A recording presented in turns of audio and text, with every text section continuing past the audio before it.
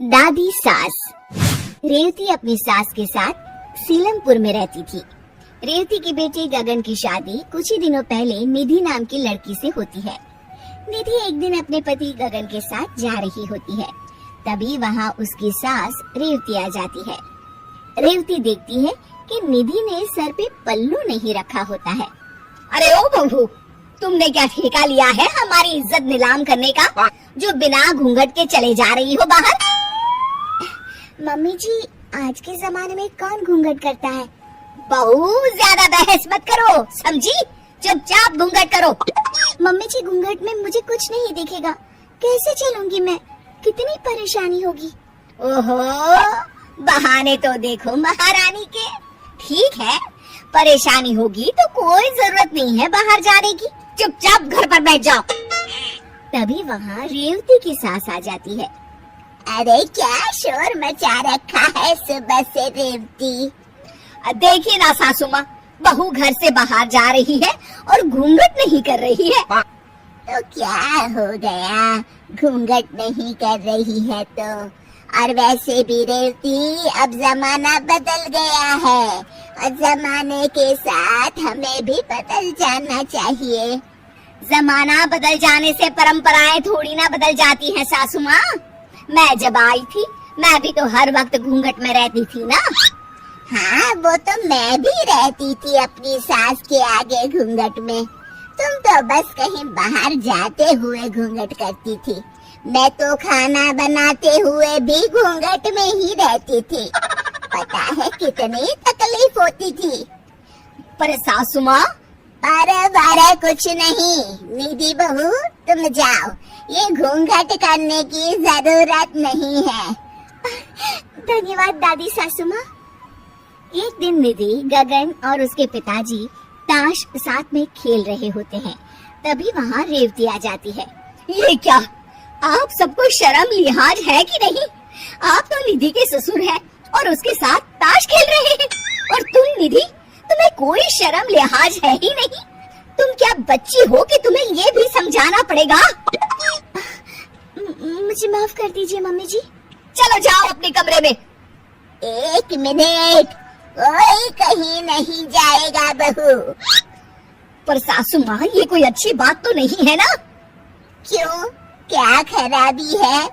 अगर पूरा परिवार मिलकर हंसी ठिठोली करता है तो मैं तो कहती हूँ कि तुम भी आ जाओ और खेलो हमारे साथ। नहीं, मुझे नहीं आना। रेवती वहाँ से नाराज होकर चली जाती है।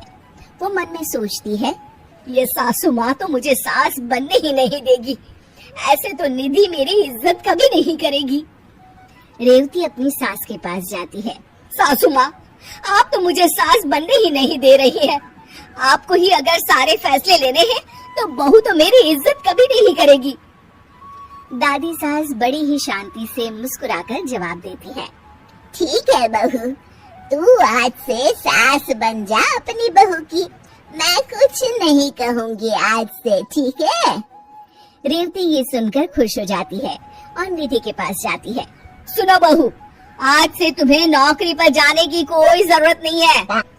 पर मम्मी जी, दादी सास ने तो कहा था कि तुम्हारी सास मैं हूँ बहू, तो तुम वो मानो जो मैं कह रही हूँ, समझी?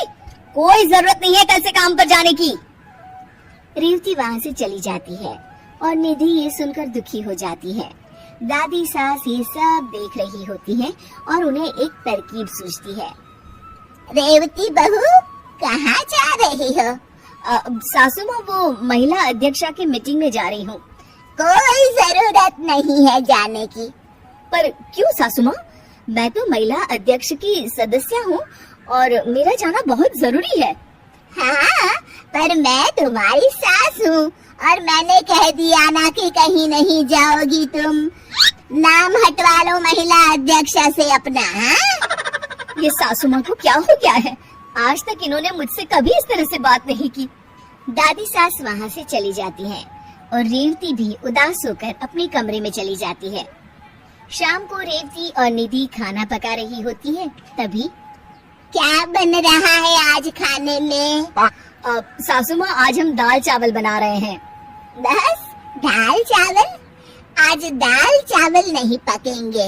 आज तुम घिया के कोफ्ते और साथ में भिंडी की सब्जी और गरम गरम रोटी बनाओ। अरे लेकिन सासू माँ, दाल तो मैंने चढ़ा दी है। तो दाल वापस उतारी भी तो जा सकती है ना बहू।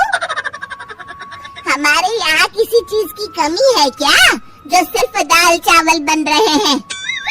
तुम भी ना रेवती काम चोर हो गई हो बिल्कुल। सासू माँ, आपने मुझे कामचोर बोला? रेवती के आंख में आंसू आ जाते हैं। हाँ बोला कामचोर, तो इसमें झूठ क्या बोला? लो अब आंसू बहाकर पति से शिकायत करेंगी महारानी। रेवती रोते हुए अपने कमरे में चली जाती है। सुनिए जी, आप सासू माँ से बात कीजिए, पता नहीं उन्हें क्या हो गया है। मेरी बहू के सामने मेरी आज उन्होंने इतनी बेइज्जती की है, क्या बताओ। तभी वहाँ दादी सास आ जाती हैं और मुस्कुराकर फिर नाटक करने लग जाती हैं। लो और सुनो, देखा सच कहा था ना मैंने कि मेरे बेटे से शिकायत करने जाएगी। हे भगवान, मेरी तो किस्मत ही खराब है। ये दिन भी देखना पड़ेगा, मैंने तो सोचा ही नहीं था। तभी रेवती कमरे से बाहर आ जाती है। सासू माँ, आपको क्या हो गया है? आप ऐसे क्यों बर्ताव कर रही हैं मेरे साथ? क्यों, मुझे क्या होगा? हुआ तो तुझे है बहू रानी, जो मेरी शिकायत कर रही थी मेरे बेटे से। ऐसी उम्मीद ना थी तुझसे। हाँ।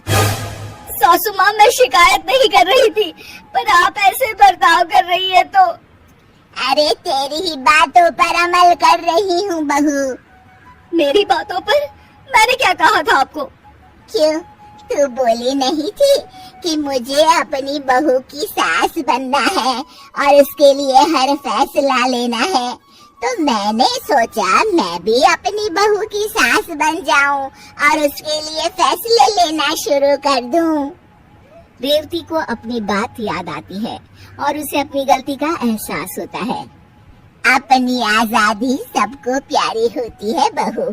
मैंने कभी तेरे साथ कोई ऐसा बर्ताव नहीं किया जिससे तुझे कोई दुख हो, पर तू सास बनकर अपनी बहू पर हुक्म चलाना चाहती है और खुद तेरे साथ वैसा सुलूक हुआ तो रोने लगी।